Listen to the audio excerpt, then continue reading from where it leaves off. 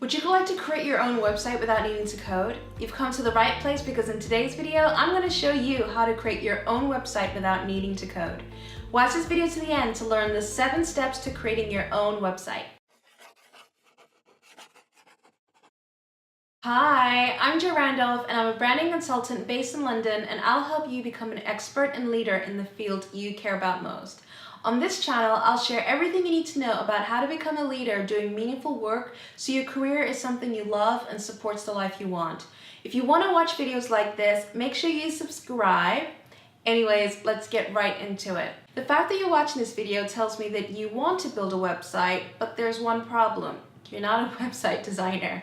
You don't know how to code, and you also don't have the time nor interest to learn how to code. But you still need a website, and you don't know what to do because you also don't want to hire someone to do it for you because it's way too expensive. Sometimes designers can charge £2,000 or more to build your website. Well, in this video, I'm going to share how you can create your own website in a week on a really cheap budget, and it's going to be so easy, and the best bit is you don't even need to code. Now let's first start with the #1 mistake you want to avoid when creating your website. And that is you don't have a brand before you create your website. I've seen so many professionals and entrepreneurs immediately dive right into creating a website without knowing what their brand is. And this is a huge problem because your brand is who you are, what your business does, and also how you want other people to see you or your business. Think about it as the way people will describe you or talk about you when you aren't in the room. Now, unless you're clear on what your brand is, you'll most likely create a website that's not reflective of how you want other people to see you or your business. Now, we don't have enough time to go into this today, but if you want to learn how to create your own brand, I invite you to sign up for my Create Your Own Brand workbook. This is a free questionnaire kind of journal and also guide to creating your own brand, and this is what I use when consulting with my clients. To get this free workbook, simply click on the link below and you can grab it right there. But in the meantime, I'm going to share the 7 steps to creating your own website, assuming you know your brand. Now, the first step to creating your own website is to first get clear on what the purpose of your website is. This might sound obvious, but it's actually quite an easy step to miss. So you want to think about what is it that you want your website to do? How do you want people to use it, and what is it for? So creating a website for a shop, for instance, an e-commerce website, is very different from creating a website for your blog, which is very different from creating a website for a magazine feel, which is very different from creating a website for a portfolio. So really get clear on how you want people to interact with your website and what kind of messages and information you want to share, because if you get clear on that, then it becomes so much easier to do the remaining steps. The second step is to then think about what is the best platform for you to use. So let's say, for example, you want to create a website that talks a little bit about you and you also have a blog. Then what you'll find is one of the best platforms to do that is something like WordPress or Squarespace, because it is perfect for creating content on a regular basis, sharing it with the world in an effortless, painless way. However, if you're thinking about creating an e-commerce store and you want to sell, I don't know, workbooks or, basically digital products or physical products, then something like Shopify would be much more appropriate for you. Once you're clear on what it is that you want your website to do, then it makes it so much easier to figure out what platform is best for that. Now, figuring this out is pretty simple. The easiest way to find out which platform is best for the things that you want to do is to simply Google it. Just Google the best platforms for this. So for example, if you want to blog, then you just Google the best platforms for blogging. Now, one of my favorite platforms for this is Squarespace. Right now, I'm actually using Squarespace because it is so simple to use and you definitely don't need any coding. You can also use Wix, which is another one, and also WordPress. And I used to use WordPress. I loved WordPress, but WordPress does require a little bit of coding in order for you to get the best use of it. So if you really want to skip the coding completely, then Squarespace is your friend. However, if you want to do a shop, for example, then Shopify would probably be a better solution for you. The third step is to then think about your name, your website name, and buy your domain name and your hosting. This is pretty straightforward, but what I will say is that when you're thinking about buying a name, you really want a name that is easy to remember, and you also don't want to overthink it. I know quite a few bloggers who've spent literally months not creating their blog because they haven't found the perfect name. And you really don't need to be attached to your name for two reasons. One is that actually often the best names is actually literally just your first name and your last name. The reason being is that if you want to become an expert and you want to write books and you want to do speaking and you want to go on a TED Talk, people need to know your name. And it's so much easier to build and grow your brand around your name if your website and your domain name has your name. And then you want to buy hosting. So there are actually quite a variety of providers that you can use. Bluehost is a popular one, GoDaddy is a popular one, but also if you go through Squarespace, Squarespace actually provides hosting for you. So if you kind of want to simplify it, just go through something like Squarespace, get the domain name through Squarespace, get the hosting through Squarespace, and everything is all in one place and easy for you to use. And then the next step is you want to create a brand style guide. So a brand style guide, think about it as your rule book. And your rule book is essentially the rules that you've outlined for yourself to make sure that your website looks exactly how you want it to. So you have a vision in your head, you know exactly what it should look like, and you want to make sure that you have outlined exactly what you need to do in order to make sure your website looks exactly the way that you want to. Now, one of the things that you want to think about when you're creating a brand style guide is how you want people to feel when they see your website, and also what you want people to think of when they see your website. These are two really important things because the first time someone visits your website, they will have some thought and they'll have some emotion. Either that thought will be, ooh, this looks good, and then they'll be like, oh, this makes me feel inspired, or it'll be like, oh, this looks disgusting, or this looks so unprofessional, and they'll feel really icky inside when they look at your website. So really focus on the thoughts you want people to have and also the feeling you want people to have when they experience your website for the first time.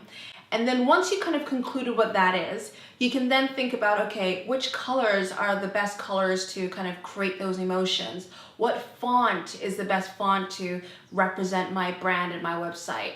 All that sort of stuff. So create a brand style guide so you really know how to best communicate what you want your website to communicate in the first few seconds someone visits your website, and also throughout their experience using your website. Now, the next step is to then pick your design. This is the most fun part for sure, and because here you don't actually need to do coding. In fact, you can buy ready-made designs or use ready-made designs for absolutely free depending on which platform you're using. So for example, if you use Squarespace, Squarespace has amazing templates that you can use and you can integrate into your website simply with the click of a button. You literally press a button and that theme and that design is all ready for you to use. Now, one thing you want to do before you pick your design is you want to do your research. Get inspired. Find out what websites you like and try and look at websites in different industries. So if let's say, for example, you work in one industry, for example, I work in the branding and business industry. When I was trying to get inspiration for my website, I didn't just look at branding and business websites. I actually looked at health and wellness. I looked at photography websites. I looked at food websites, and it's nice to kind of look at other industries because this actually helps you create something unique. Because often what you tend to find is that some people copy the other people in their field and then all their websites look the same. And this is something that you really want to avoid. You don't want to look like another one of those experts or another one of those bloggers. Just the other day I was talking to one of my clients, and she said that she absolutely hates the fact that most female business coaches have websites where it's like all pink, all gold, and all glitter, and it has some photo of a girl with like nice bracelets and stuff.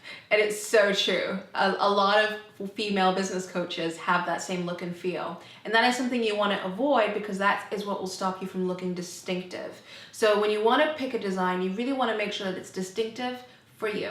Now the next step, which is so much easier, right now you need to create the content. So a lot of websites I've seen, a lot of professionals have websites where the website is like super boring because it has like a bio and it doesn't really have much else. So what you really want to do is you want to think about what content does my website need for it to be interesting, for it to be juicy. So think about it like a TV show. TV shows that have an amazing hook, they're amazing. But if a TV series gets boring throughout, as you experience each episode, you no longer want to watch the series. So think about your favorite TV series and think about how it keeps you hooked from start to finish. And even when it's finished, you're anticipating the next season. And that's kind of the feeling that you want people to have when they interact with your website. So what content can you create from everything that's there? What content can you create that makes it so juicy and interesting to read? And even if they've read all your blog posts, they cannot wait to read your next blog post. And then last but not least, and this is super important, this is actually one of the most important steps that you really need to make sure that you follow. So I hope you'll pinky promise me that you'll follow this step. And this step is that you build your email list. Darlings, your email list is so important because this is what will help you connect with the people that have actually visited your website. Think about it like a store. If someone walks through a shop and they don't buy anything and they never come back, well, that's a missed opportunity. But if someone is a regular and they come back to that shop on a regular basis because maybe they found amazing pieces and the salesperson is really nice and really friendly, then you actually have a repeat customer. And your email list is sort of like that. Your email list gives you the opportunity to connect with and build a relationship with the people that have come across your website and have found value on your website.